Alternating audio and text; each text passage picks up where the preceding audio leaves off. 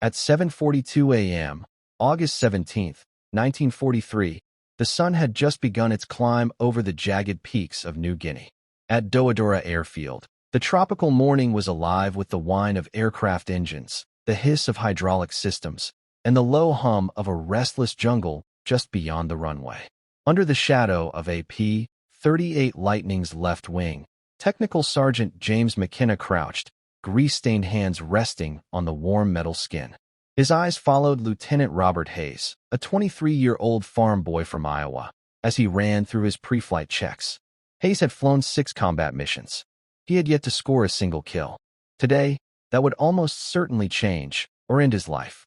McKenna's gaze drifted over the aircraft, the twin-engine fighter, the twin booms, the sleek fuselage, an engineering marvel. Fast, powerful, deadly in the right hands, but with one glaring flaw. In a dogfight, the P-38 was sluggish compared to the nimble Mitsubishi A6M0. The Zero could outturn it effortlessly. The manuals dictated that P-38 pilots never engage in horizontal turning battles. They were to use speed, altitude, and surprise. Dive in, fire, climb out, hit and run, never linger. But experience had shown the doctrine was inadequate. McKenna had seen it with his own eyes. In the past 6 weeks, 37 P-38s had been lost in the skies above New Guinea. Some pilots were inexperienced. Others had followed every instruction to the letter, only to be outmaneuvered and cut down by Japanese aces. Each loss left McKenna hollow. Every morning, the smell of hot metal, hydraulic fluid, and aviation fuel filled his nostrils as he worked. Each scent carried a memory. The young men who'd walked out that morning, confident and alive, and returned in boxes, or never returned at all. The problem, McKenna realized, wasn't the pilots. It wasn't lack of skill or bravery. The problem was the P-38 itself, or more precisely, the slack in its aileron control cables. Running from the cockpit, through the twin booms, to the tail, then back to the wings via a series of pulleys, the cables had a slight give, maybe 3/8 of an inch. At high speeds, it was barely noticeable. At low speed, tight turning maneuvers, it could mean the difference between life and death. That fraction of a second delay gave the Zero just enough time to slip inside a turn, get on the P-38's tail, and finish the kill. McKenna had raised this with the engineering officer months ago. The officer had dismissed it, citing factory tolerances. The manuals allowed it. No field mechanic could change the flight control system without authorization from Lockheed, thousands of miles away in California. But McKenna had a growing stack of memories of pilots who had died because of that slack. Their deaths were unnecessary, and he knew that. He reached into his tool bag and pulled out a piece of piano wire, 6 inches long, salvaged from a wrecked P-38 weeks earlier. With a pair of pliers, he bent it into a Z shape. It wasn't fancy. It wasn't approved. It was dangerously simple. This small, sharp piece of metal would act as a tensioner, removing the slack in the cable, giving the pilot an instant response when he commanded the ailerons. It was illegal by every regulation, but McKenna didn't hesitate. Hours earlier, other pilots had already tested their skills against the Zeros. Lieutenant David Chun, a young man from Sacramento, had barely escaped death just weeks before. He'd tried the textbook evasive maneuvers, the roll, the dive, the split S, but his P-38 had lagged, even slightly, allowing the enemy pilot to predict his movements and aim perfectly. Chun survived by a miracle, thanks to his wingman, but the lesson was brutal. 3 weeks later, he was dead, caught in the same scenario, flying a different P-38. McKenna remembered every bullet hole, every grimace, every story he had been told by the surviving pilots. Captain William Morrison, a seasoned ace with 11 kills, had been another victim. On August 3rd, he engaged 8 Zeros over Oro Bay at 12,000 feet. He had skill, he had experience, but even he reported the aircraft felt mushy during a critical maneuver. Morrison's P-38 had responded too slowly. He fought the controls as if they were working against him, and he didn't survive. His aircraft chief, Rodriguez, a Texan friend of McKenna's, confirmed every setting and cable tension was within specification. Officially, it was pilot error. McKenna knew better. By mid-August, McKenna had seen 17 pilots die. He had worked on every aircraft, signed off their maintenance logs, observed every takeoff. The story was always the same. Aircraft sluggish in turns, pilots trapped in fatal situations. The solution was simple, brutal, and dangerous. Remove the slack. That evening, Hayes approached the maintenance area. His young face was tense, sweat on his brow. He didn't care about regulations. He didn't care about liability. He just wanted a chance to survive. McKenna promised him he would see what he could do by morning. Alone in the hangar after 11 p.m., McKenna worked quietly. The tropical night was still, humid, and heavy. The sounds of distant Japanese night raiders rumbled faintly through the air. The P-38 lay in front of him, the left boom warm from the day's sun. The inspection panel came off. McKenna pulled at the cable and felt the slack. Grease covered his hands. Fingers ached. Heart pounded. The Z-shaped piano wire would act as a tensioner. It had to be perfect. For 8 minutes, he bent, cut, adjusted, and finally installed the wire. The fit was tight. He forced the clevis pin through. Tension tested. Perfect. No slack. The control surface moved instantly. McKenna replaced the inspection panel, cleaned up, wiped the blood off his hands and wire, and left the hangar. At 6:30 a.m., the next morning, he watched Hayes perform the pre-flight checks, climb into the cockpit, and taxi toward the runway. McKenna held his breath. Hayes took off at 7:42 a.m., climbing into the golden morning light. McKenna watched until the P-38 disappeared, joining 16 others toward enemy airspace. All he could do was wait. The engagement began at 8:14 a.m. Hayes's flight of 4 P-38s intercepted 900 zeros at 13,000 feet over the Huan Gulf. The sun behind them. Perfect for a diving attack. Hayes, flying number 3, locked on a zero at the rear of the formation. He dove. Speed built.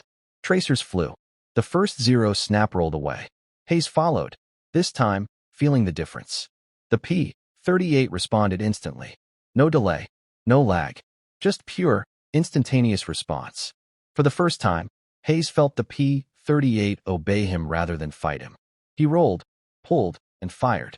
The zero exploded. Another, then another. In 30 seconds, he had 3 kills.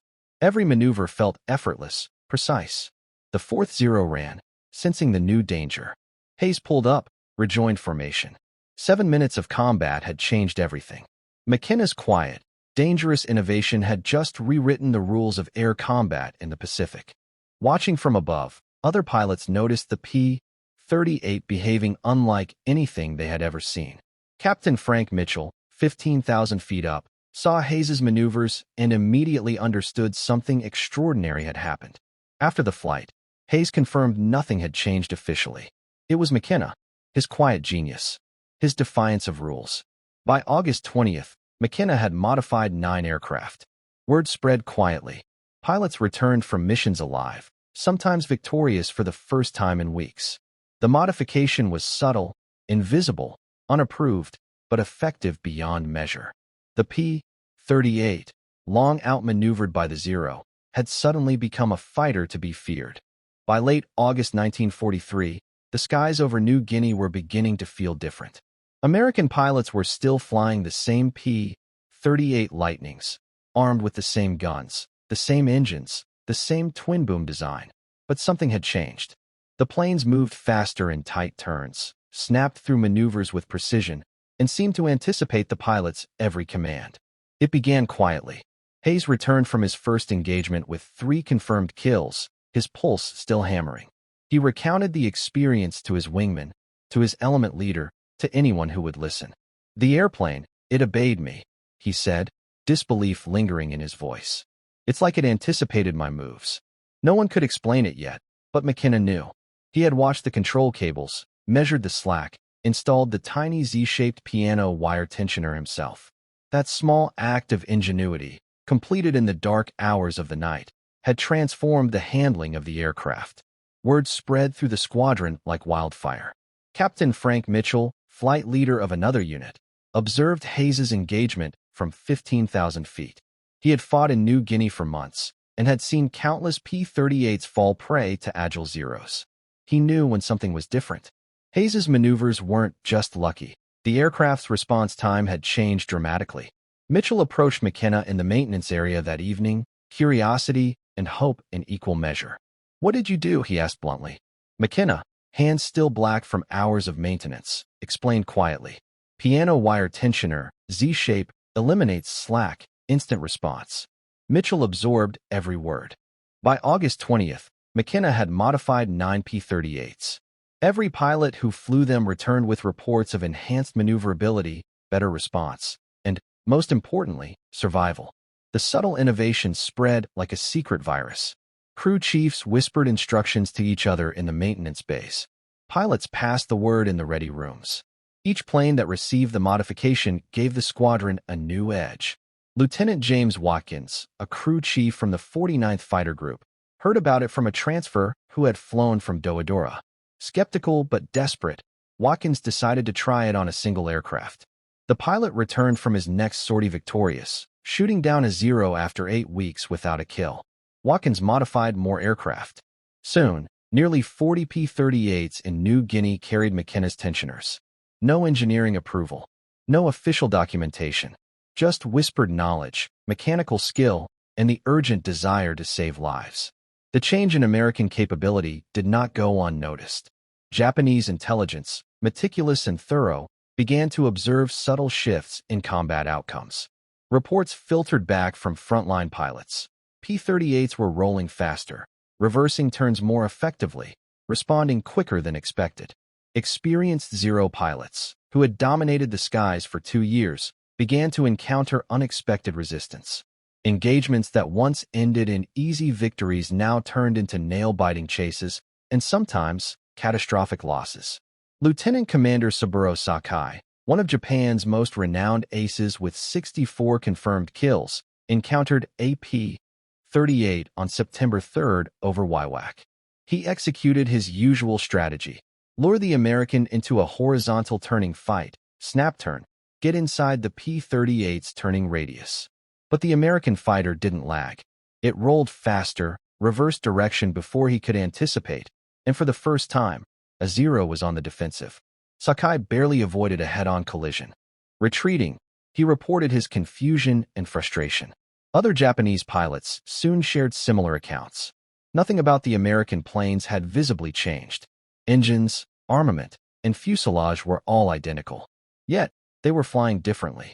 The pilots began to second-guess their tactics. They could no longer rely on the maneuverability advantage they had perfected for 2 years. For the first time, the psychological advantage was shifting.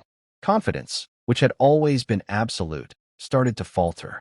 The domino effect continued. Pilots who had once pressed attacks with reckless certainty now hesitated. They overestimated the P-38's reaction time, misjudged turning fights, and paid the ultimate price. Reports from late September showed a stark reversal of the kill ratio, where in July 2 P-38s were lost for every Zero. By the end of September, the Japanese had lost 38 fighters compared to 22 American losses. Back at Doadora, McKenna remained mostly unseen, just another mechanic performing routine maintenance. He was no hero in the eyes of official records. To officers, the changes were untraceable. Cable tensions appeared within spec. Inspections noted no anomalies, and the P-38s looked identical to the thousands already produced. McKenna's contribution was invisible, hidden in a 6-inch Z-shaped wire that transformed the fate of pilots in combat. Hayes continued to fly. On August 22nd, using the modified aircraft, he shot down 2 more Zeros. Mitchell, now with a tension P-38 of his own, returned on August 25th, thrilled by the improvement. The pattern was undeniable. Pilots began requesting the modification proactively. Mechanics adapted the technique, careful to remove the tensioner before inspections and reinstall it afterward. No official approval, no report filed. Yet the results spoke louder than regulations ever could. By early September, the modification had gone beyond Doadora. Other squadrons, hearing the rumors, began adapting their own planes. McKenna's method spread across the Southwest Pacific Theater through word of mouth, trusted crew chiefs, and brave pilots who had survived combat only because of his ingenuity. Entire units reported improved kill ratios, and the once dominant Zero pilots were forced to alter tactics. Hit-and-run attacks replaced aggressive turning battles, fundamentally changing aerial combat strategies. For the Japanese, the change was bewildering. Tactics that had worked for months were failing. Pilots, trained to exploit the P-38's sluggishness, now faced a machine that moved with unnatural responsiveness. The invisible modification disrupted carefully honed calculations of lead, timing, and maneuvering. They were fighting an enemy they couldn't anticipate, couldn't predict, and couldn't fully understand. Confidence cracked. Aggression waned. Hesitation replaced instinct. Even high-ranking Japanese aces felt the shift. The psychological blow was profound.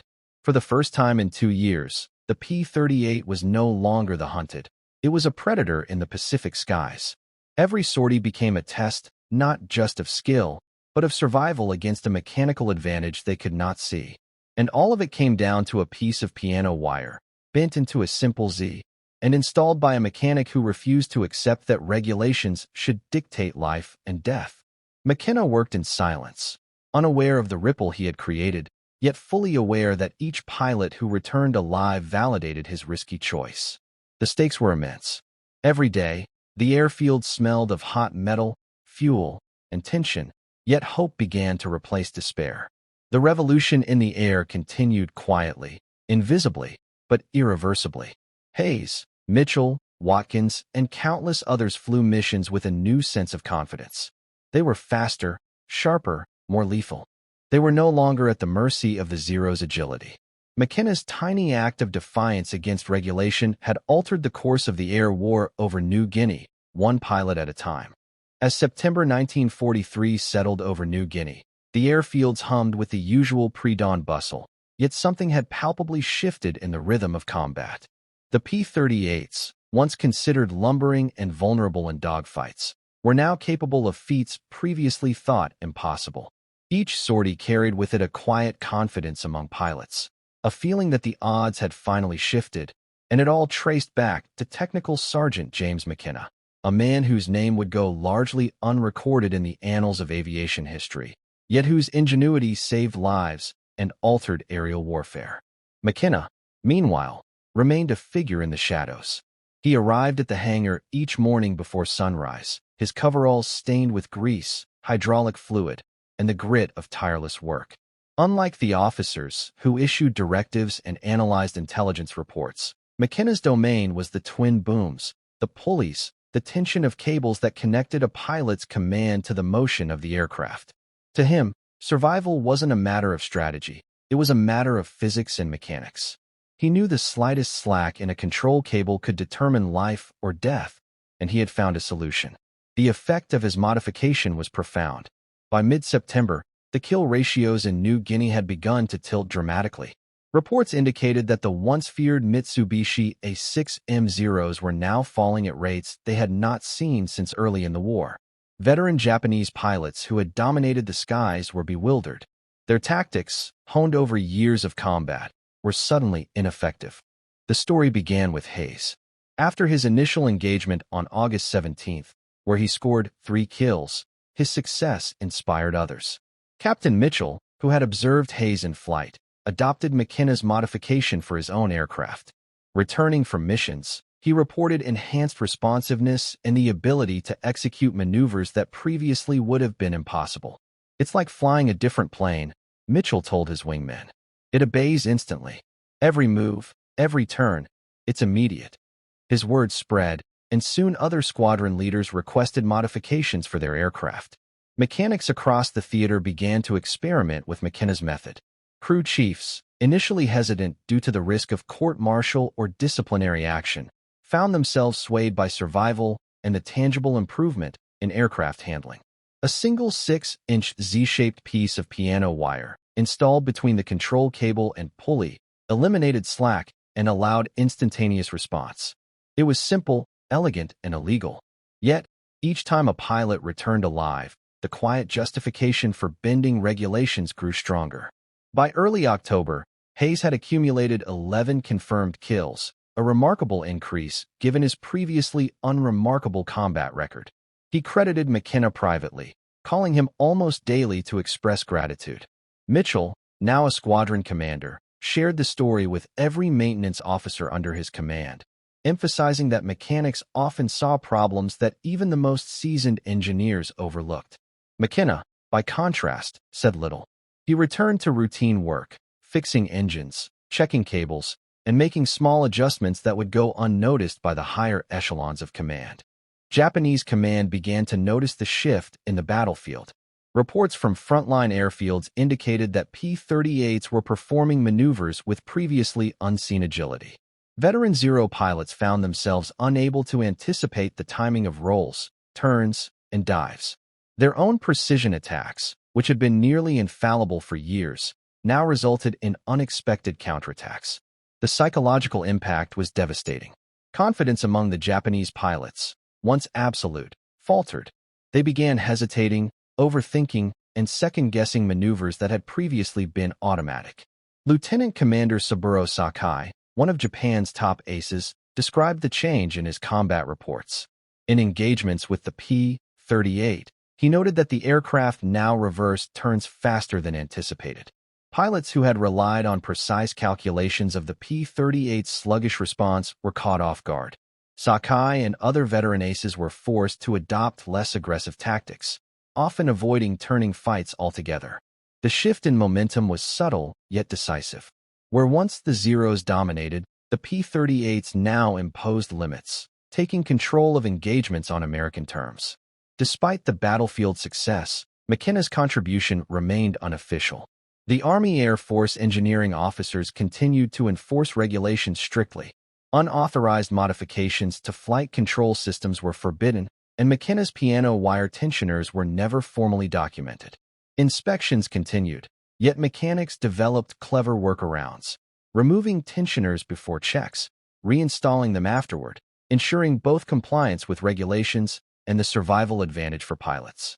The secret spread through informal channels, whispered in hangars, shared between pilots, and passed from one crew chief to another. The impact of McKenna's work extended beyond immediate survival. By October, American pilots in New Guinea were flying with renewed confidence. Tactics shifted from purely defensive maneuvers to aggressive engagements, exploiting both the P-38's firepower and its now responsive handling. Pilots who had previously struggled with the heavy twin-engine fighter now executed complex maneuvers with ease, rolling, diving, and reversing direction in seconds. The cumulative effect on combat outcomes was measurable. Units using the modification reported a significant reduction in losses, while enemy aircraft were downed at increasing rates. Lieutenant James Watkins, who had initially been skeptical, confirmed the trend firsthand. After implementing the piano wire tensioner on multiple aircraft in the 49th Fighter Group, his pilots began returning with first kills, sometimes after months of unsuccessful missions. The morale boost was as critical as the mechanical advantage. Pilots trusted their aircraft, trusted their instincts, and flew with the assurance that the P-38 would respond instantly. For the first time in months, the fear of mechanical lag, the slight delay between stick and aileron, was eliminated. By mid-October, the modification had become an unspoken standard among squadrons in the Southwest Pacific, though still technically unauthorized. Pilots and mechanics alike understood its value. Each installation was a small act of defiance against bureaucratic regulation, justified by the tangible evidence of lives saved. McKenna's insight had created a culture in which survival depended on practical skill and observation, not just doctrine or engineering oversight. The Japanese, meanwhile, struggled to understand the sudden shift. Reports indicated P-38s performing maneuvers outside known limitations. Their intelligence could not detect any visible modifications. Engines, armaments, fuselage, all remained identical to the aircraft they had studied for months. Yet the results were undeniable. Even experienced aces, who had perfected combat timing over years of engagements, were repeatedly surprised. Some pilots attempted more aggressive tactics, closing in to shorter firing ranges, but without the ability to outturn the P-38, these attempts often resulted in disaster. Sakai's own experiences exemplified the frustration. On multiple occasions, he engaged P-38s expecting the usual delayed response, only to find the aircraft rolling instantly, reversing directions, and counterattacking with lethal efficiency. The effect was not just tactical, but psychological. Confidence eroded, hesitation crept in, and the once dominant Zero pilots were forced into defensive thinking. The Americans, conversely, adapted quickly, capitalizing on the newfound responsiveness of their aircraft. By late October, the cumulative effect of McKenna's work was clear in the battle statistics. Where previously 2 P-38s were lost for every Zero destroyed, the ratio had shifted to near parity, and in some cases, slightly favorable for the Americans. Pilots who had survived multiple sorties began sharing tactics that leveraged the aircraft's improved handling, further amplifying the effect. The modification, small as it was, had become a force multiplier, affecting not just individual engagements but the strategic dynamic of the theater. Back at Doadora, McKenna remained grounded in the practical work of a mechanic. He repaired engines, inspected control cables, and prepared aircraft for sorties, never seeking recognition. To him, the lives saved were enough. Hayes, Mitchell, and Watkins all understood the depth of his contribution, and each privately thanked him, acknowledging that without McKenna, the success they now enjoyed might never have been possible. Yet official credit never came. Lockheed's documentation credited engineering analysis, not the ingenuity of a sergeant working in a tropical hangar. McKenna's name remained absent from reports, citations, and commendations. Despite this, the legacy of his work endured.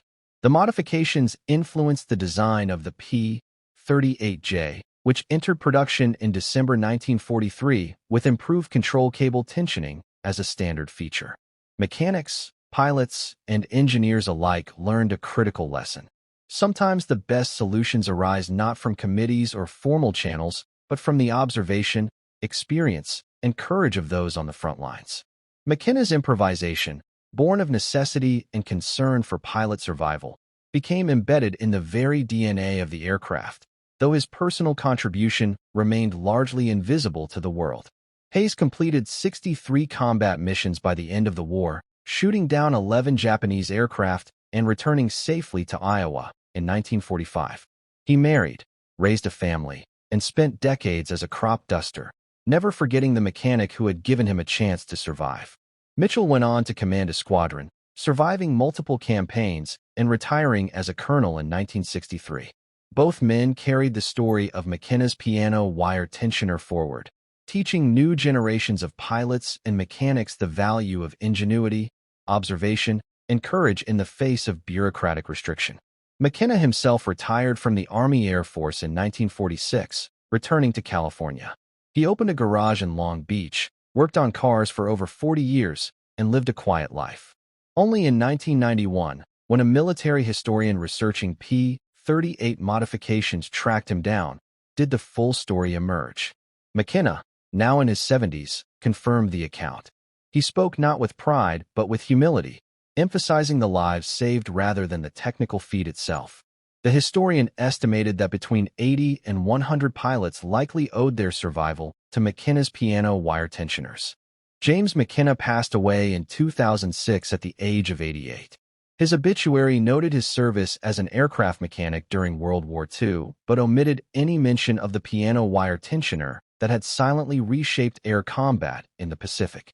Yet in the hearts and memories of the pilots he saved, and in the operational success of the P-38 squadrons, his work lived on. A faded photograph in the back office of his Long Beach garage shows a young McKenna in coveralls standing beside a P-38 Lightning in August 1943, a silent witness to a story of courage, ingenuity, and the hidden heroes of war. This story, often overlooked, serves as a reminder that innovation doesn't always come from grand designs or high-ranking officers. Sometimes it emerges from those who see a problem, understand it intimately, and act decisively when lives are at stake. McKenna's piano wire tensioner is more than a mechanical fix. It is a testament to the unrecognized ingenuity that can change the course of history. It reminds us that in war, as in life, the smallest actions, taken at the right moment by the right people, can ripple outward, saving lives and altering destinies. And so, the skies of New Guinea, once dominated by the agile Zeros, were finally contested on equal terms. The P-38s, equipped with the quiet genius of a single mechanic, could finally fight on their own terms, altering the trajectory of the Pacific War in ways that would never be fully documented but would forever change the fate of those who flew and those who returned home. Decades had passed since the war, yet the echoes of those brief, tension-filled moments in the skies of New Guinea reverberated long after the last P-38 had been retired. For the men who had flown those aircraft, and for the mechanics who had kept them airborne, memories of missions, narrow escapes, and comrades lost remained vivid, etched permanently into the psyche. Among these memories, one story stood apart, a story of a quiet, unsung hero whose ingenuity had quietly altered the fate of countless pilots. Technical Sergeant James McKenna. McKenna returned to California in 1946, leaving behind the chaos of airfields, dogfights, and death. He opened a modest garage in Long Beach, specializing in engines, transmissions, and anything that involved precision mechanics. For 42 years, he worked tirelessly, fixing cars for neighbors, friends, and strangers, while the world remained unaware of the extraordinary impact he had had on a global conflict. The piano wire tensioner, a simple 6-inch piece of high-tensile wire, had revolutionized combat for the P-38 squadrons in the Pacific, yet its creator remained anonymous to all but those who owed him their lives. The war had taught McKenna lessons that no mechanic's manual could ever capture. He had seen pilots, young men barely out of adolescence, climb into aircraft with resolve and hope, only to fall victim to delays measured in fractions of a second. He had felt the tension in the cables under his hands, knowing that a mere 3/8 of an inch of slack could mean death. And he had acted, not because it was authorized, not because it was official, but because someone had to, because lives depended on it. Hayes, Mitchell, and Watkins never forgot. Their gratitude was private, expressed in hushed words, long letters, and occasional phone calls. Hayes, who had survived 63 missions and returned safely to Iowa, made it a point every August 17th, the anniversary of his first kill with McKenna's modification, to call the man who had saved him. They spoke not just of the past, but of life, family, and the small victories that come after surviving the unthinkable. For McKenna, these conversations were a quiet comfort. They reminded him that his work mattered, even if the world never knew. The recognition he deserved never came in medals, commendations, or headlines. Lockheed engineers credited official design improvements, and Army Air Force records spoke in technical language about modifications validated through testing. But McKenna knew the truth. The difference between survival and death for dozens of pilots had been in his hands, literally. The pride he felt was private, silent, and enduring. The Pacific War had been brutal and unrelenting, and McKenna had witnessed far more than he ever spoke about. The smell of aviation fuel and heated metal, the incessant buzz of insects under tropical lights, the sounds of engines roaring into the sky, all remained etched in his memory. Each morning in the hangar had been a ritual of preparation, calculation, and observation, with the lives of young men balanced on the tension of steel cables. His work was precise, unglamorous, and often invisible, yet its impact had been profound. The lessons extended far beyond mechanics or combat. McKenna's story exemplified a principle rarely codified in manuals, that courage and innovation are not confined to officers, generals, or designers in distant headquarters. True ingenuity often comes from those closest to the problem, those willing to see small, correctable flaws that others overlook. It comes from observation, patience, and the willingness to act, even at personal risk. McKenna had risked court-martial, dishonorable discharge, and even imprisonment. Yet he acted because it was necessary. In doing so, he altered the course of the Pacific Theater, saved lives, and forever changed the operational effectiveness of the P-38. In the years following the war, McKenna's story remained largely forgotten outside the tight circle of those who experienced its effects firsthand. Historians, engineers, and military officials continued to analyze improvements to the P-38, often attributing enhancements to design refinements or official testing. The piano wire tensioner, the small, unassuming Z-shaped piece of metal, was noted only in sparse maintenance logs, without comment, explanation, or acknowledgement of its creator. Yet the pilots knew, the mechanics knew, and the aircraft remembered. Every P-38 that rolled faster, reversed more swiftly, or responded with near-instantaneous precision carried the hidden signature of McKenna's hands. In 1991, decades later, a military historian researching undocumented P-38 modifications uncovered references to the tensioner in maintenance logs from New Guinea. The historian tracked McKenna down, finding him still active part-time in his Long Beach garage, aged but alert, hands still adept at precision work. McKenna's humility was remarkable. He confirmed the story simply, without exaggeration or flourish. To him, it had been just another day's work, a necessary adjustment to save lives. The historian estimated that McKenna's modification may have saved between 80 and 100 pilots, yet McKenna himself had never counted. He only remembered the men who came back, Hayes, Mitchell, Watkins, and others, alive because a cable responded without delay when they needed it most. The story, now slowly emerging into public awareness, carries lessons that resonate beyond aviation or military history. It speaks to the hidden impact of individuals whose contributions are unrecognized, yet whose work shapes events and outcomes on a massive scale. McKenna's piano wire tensioner is emblematic of how small innovations, grounded in observation and necessity, can ripple outward, altering the course of history in ways far beyond what a single person could anticipate. For the pilots who survived, the modification was more than a mechanical improvement, it was a lifeline. It enabled them to execute maneuvers previously impossible, giving them the split-second advantage between life and death. For the Japanese pilots who faced the modified P-38s, it represented an invisible, untraceable shift in power dynamics.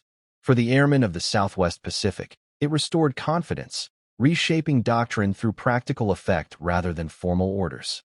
McKenna himself lived a quiet life after the war, never seeking recognition or fame. His garage became his domain, a place where he could continue solving problems, fixing engines, and exercising the precision and skill that had saved lives years before.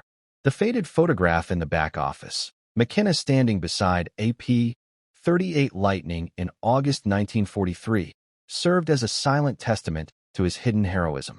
The date scrawled on the back marked the moment when observation, skill, and courage intersected, and history quietly shifted. As McKenna aged, the stories he told were few, told only to those who asked, and even then sparingly. Yet the impact of his work was ever present in the pilots who survived, the missions that succeeded, and the legacy of the P-38 itself. The narrative of the piano wire tensioner is a reminder that heroism is not always recognized with medals, headlines, or accolades. Sometimes, it manifests in quiet acts of ingenuity, in decisions made under pressure, and in the resolve to act when others hesitate. Even now, the P-38 Lightning, an icon of American air power, bears the traces of McKenna's intervention. The aircraft's responsiveness, once thought limited by design, stands as a testament to the skill and foresight of a single mechanic working in a tropical hangar far from official engineering offices.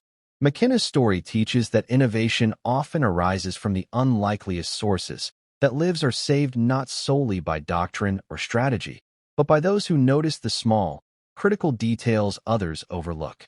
McKenna passed away in 2006 at the age of 88, leaving behind a quiet legacy that touched hundreds of lives directly and countless more indirectly.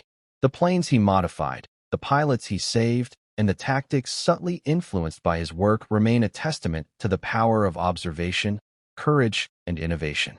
In a world that often honors only visible achievements, McKenna's story reminds us that sometimes the most profound impact comes from those who work in the shadows, unnoticed, yet whose actions shape history in fundamental ways. The Pacific skies of World War II were forever changed by a man who saw a problem, understood it intimately, and acted decisively without waiting for permission. His piano wire tensioner was a small piece of metal with a monumental impact, a symbol of how courage and ingenuity can save lives, shift battles, and alter the course of history. In every P-38 that flew with flawless responsiveness, in every pilot who returned home alive, McKenna's hands were there, guiding, adjusting, saving. And so, the legacy of Technical Sergeant James McKenna endures, not in medals or citations, but in the survival of men, the victory of squadrons, and the hidden innovations that quietly shape history. His story is a reminder that in the great sweep of events, it is often the unnoticed, the unsung, and the humble who wield the power to change the world.